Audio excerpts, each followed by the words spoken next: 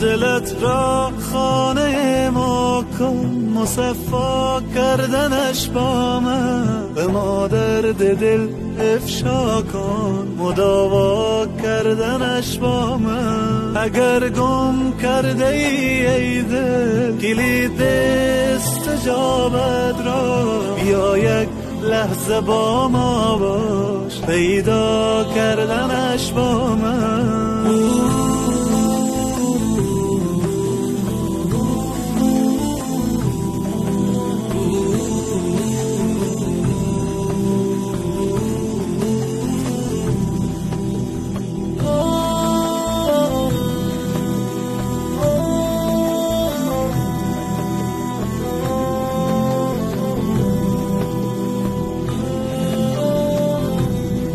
بیفشان قطره اشک که من هستم خریدارش، بیاور قطره اخلاص و دریا کردنش با من.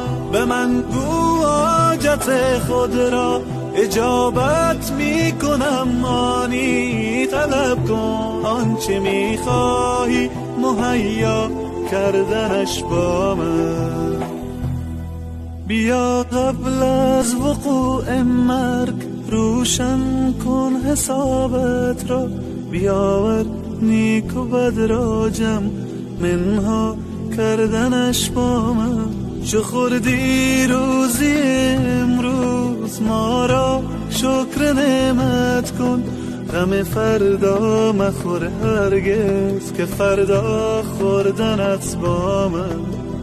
الله اکبر الله الله اکبر الله الله اکبر الله الله اکبر الله.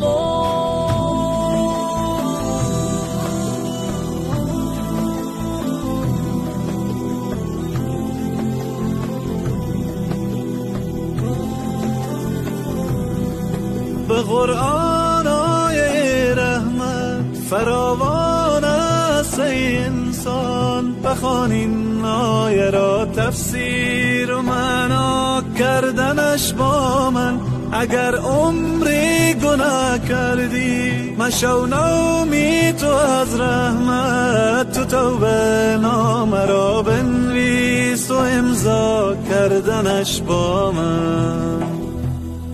دلت را خانه ما کن، مصفا کردنش با من. به ما درد دل افشا کن، مداوا کردنش با من. اگر گم کرده ای دل کلید استجابت را، بیا یک لحظه با ما باش، پیدا کردنش با من.